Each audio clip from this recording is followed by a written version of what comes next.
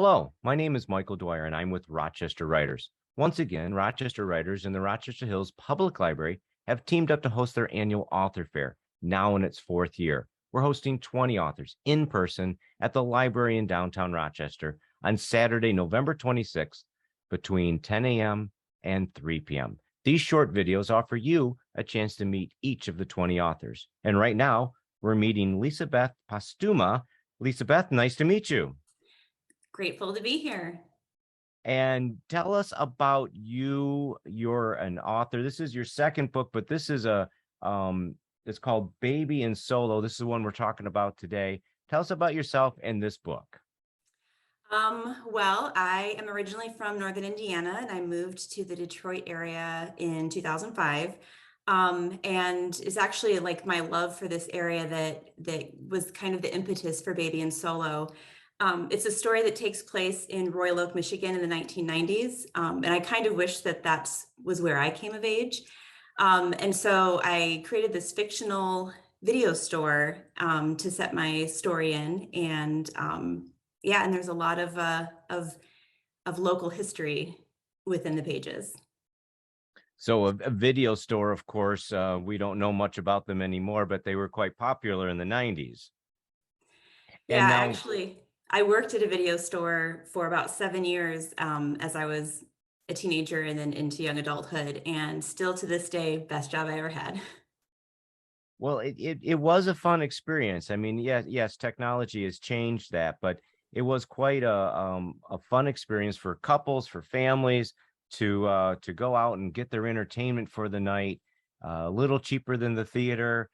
You get to stay at home. It was a fun experience. Of course, now we just push buttons to receive what we want, but Right. it was an important part of our lives. And I'm glad that your book is set around that. I didn't know that part. Tell us about the characters. Baby and Solo, it sounds like a single mom story. Well, kind of. The reason that they are named Baby and Solo is because at the video store, the rule is that you go by an alias, and your alias has to be chosen from one of your favorite movies. And so that's where the names come from. So it's pretty easy to guess which movies that they are derived from. Well, you're going to have to help me out a little bit. So Baby is from Dirty Dancing.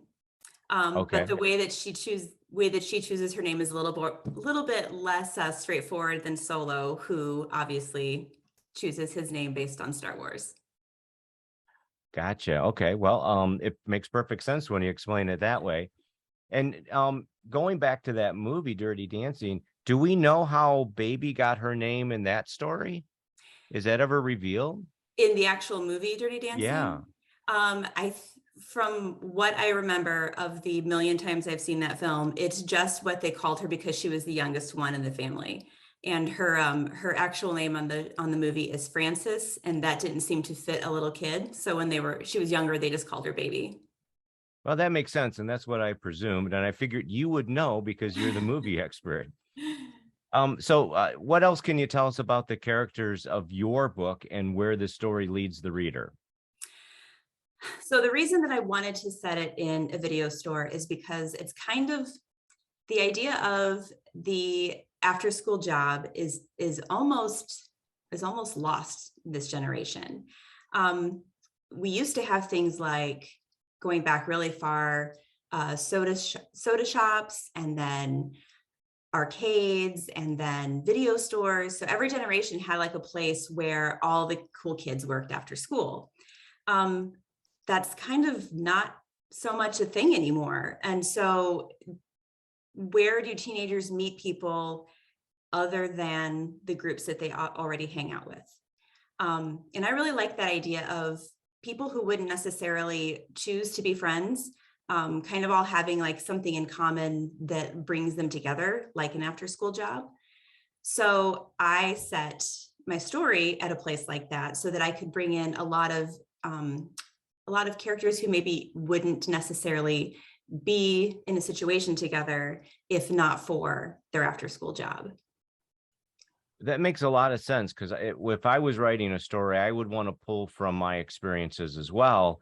And it would be difficult to try to set a story for today's youth, as you pointed out, because I wouldn't know where they meet. I mean, would it just be a story of two people talking on a computer? Right. A Snapchat room or something like that. Yeah. Yeah, that's curious and interesting. So, sounds like a wonderful read.